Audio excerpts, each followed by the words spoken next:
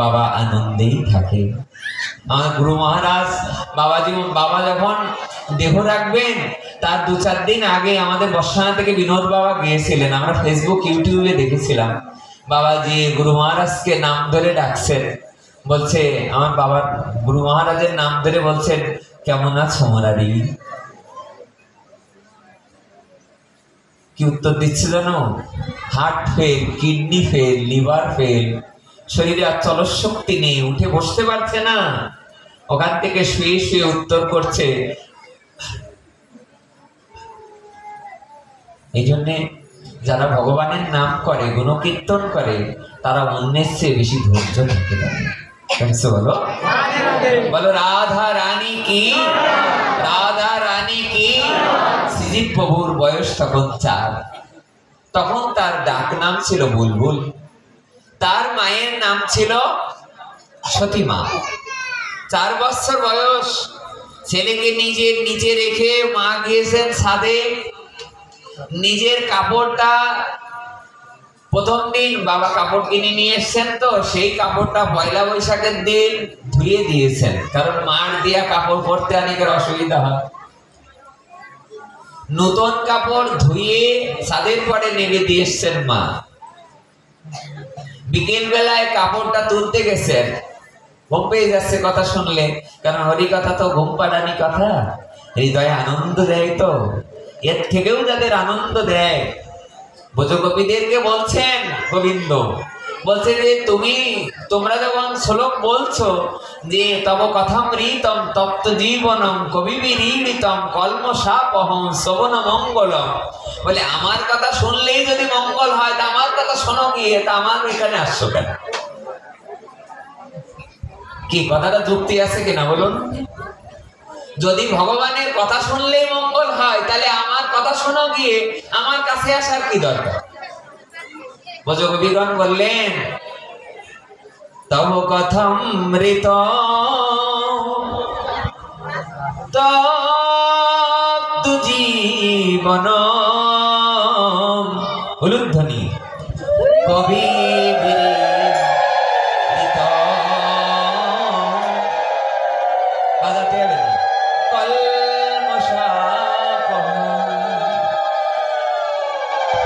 শ্রবণ মঙ্গল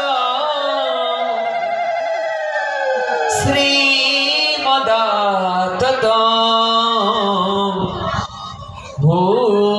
ভূবিগৃহন্তি তে ভূরিদা জানা। অনেকে মাথার উপর দিয়ে চলে যায়, চলো বুঝতে পারে না। তবে আমি বলি কি, যে না বোঝেন সেও কান পেতে থাকুন। এর এক কণাও ভিতরে গেলে কোনো না কোনো দিন এখান থেকেই করুণা হবে, কৃপা হবে।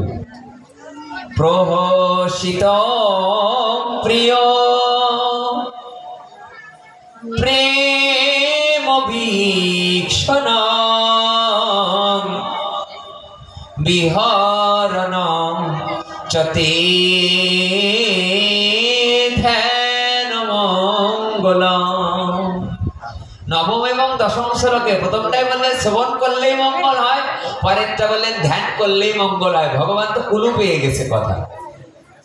ভগবান ব্রজগোপীদের বলছে আমার নাম শুনলেই যদি আনন্দ লাগে, আমার নামে ধ্যান করলেই যদি আনন্দ লাগে, তা তোমরা গোপীগণ এখানে এসছো কেন রাসে? তোমরা সবাই বাড়ি যাও, তোমরা বাড়ি গিয়ে আমার নাম করো, তোমরা বাড়ি গিয়ে আমার কীর্তন করো, তোমরা বাড়ি গিয়ে আমার নাম শ্রবণ করো। তখন ব্রজগোপীগণ বলেছিলেন, গোবিন্দ একটা কথা বলি শোনো, ভক্ত 2 রকম হয়। কয় রকম? গীতাতে কয় রকম লেখা আছে? ভক্ত 4 রকম হয়। কে কে? আর্ত, জিজ্ঞাসু, অর্থার্থী, জ্ঞানী। গীতাতে 4 রকমের ভক্তের কথা আছে। আমার গুরুদেবের মুখে আমি 2 রকমের ভক্তের কথা শুনেছি, একটা হলো শুদ্ধ ভক্ত আর একটা হলো বিশুদ্ধ ভক্ত। আর ভাগবতে আছে, ওটা গীতাতে আছে 4 রকম। গুরুদেবের মুখে শুনেছি 2 রকম। কয় রকম হলো? 6। ভাগবতে আছে 3 রকম, একটা হলো কনিষ্ঠ, একটা হলো মধ্যম, আর একটা আছে উত্তম। ভাগবতে কয় রকম আছে? 3 রকম। তাহলে কয় রকম হলো? 9 রকম। আর ব্রজগোপীরা বললেন ভক্ত 2 রকম হয়, তাহলে কয় রকম হলো? 11 রকম। এত রকমের আলোচনা তো এখন করা সম্ভব নয়, আমরা শুধু ব্রজগোপীদের কথাটা বলি। বোঝা যায় কথা? সবাই আনন্দ পাবে না, ভগবানের কথা শুনে সবার মনে আনন্দ লাগে না। প্রেমসে বলো, বলো রাধা রানী কি, রাধা রানী কি। কি বললেন শুনুন, খেয়াল করে শুনুন।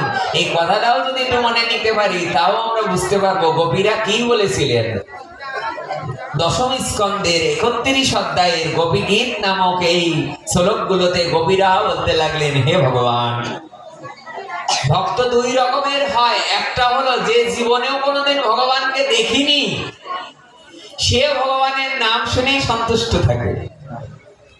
যে জীবনেও কখনো ভগবানকে এই নয়ন দিয়ে দেখিনি, সে তার প্রসাদ পেয়েই সন্তুষ্ট থাকে।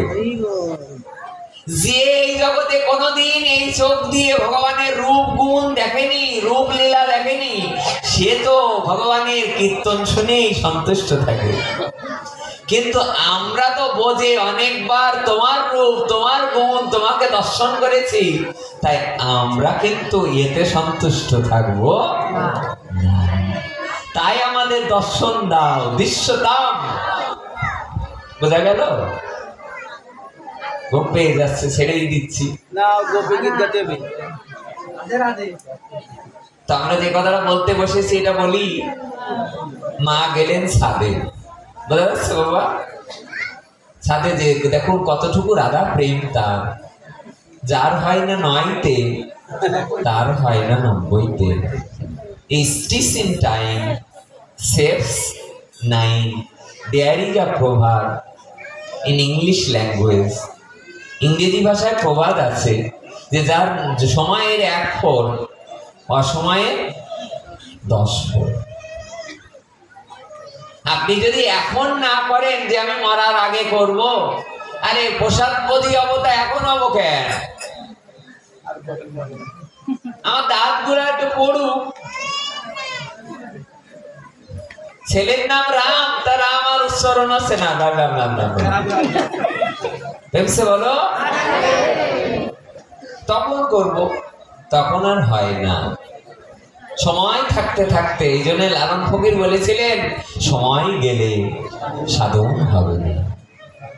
ছাদে গিয়েছেন মা, শ্রীজীব প্রভুর মা, তখন ছেলের নাম রেখেছেন কি বলো? বুলবুল। মা যে দেখছেন নতুন শাড়ির আসলের 1 কোনা ছেঁড়া, একেবারে 4 কোনা করে ছেঁড়া।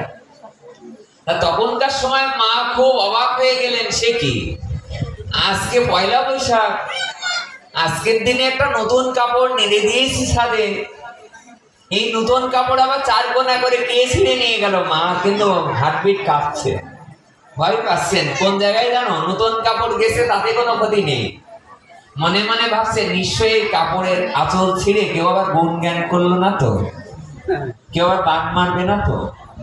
এই কথা মনে মনে ভাবতে ভাবতে কাপড়টা উঠিয়েছেন, উঠিয়ে ভাঁজ করে এনে আলনার পরে রেখে মনটা খুব খারাপ, মনে মনে ভাবছেন কোনো ক্ষতি হবে না তো। এই কথা ভাবতে ভাবতে আলনার পিছনে দেখছেন একজন কে যেন কথা বলছে।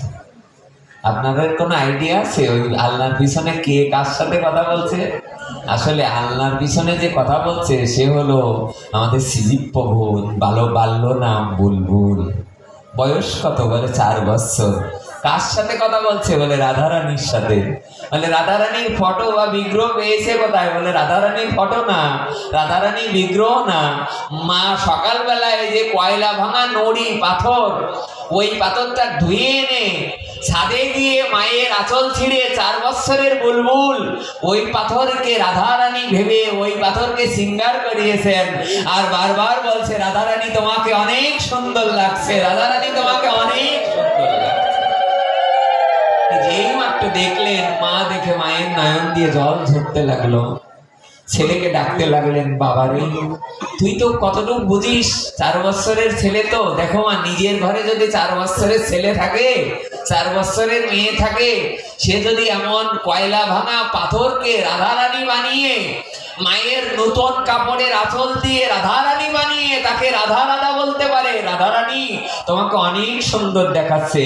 এই কথা শোনার সাথে সাথে তার দাদা এসেছিল ওই সময় বাড়িতে, মনে মনে ভাবতে লাগলেন নিশ্চয় আমাদের এই ছেলে বড় সাধারণ ছেলে নয়, একদিনে জগৎ কাঁপাবে, একদিন রাধারানীর নামে জয়ধ্বনি করবে, একদিন এই জন্য যার হয় তার অল্প বয়সেই হয়। প্রহ্লাদ মহারাজের অল্প বয়সেই হয়েছিলেন।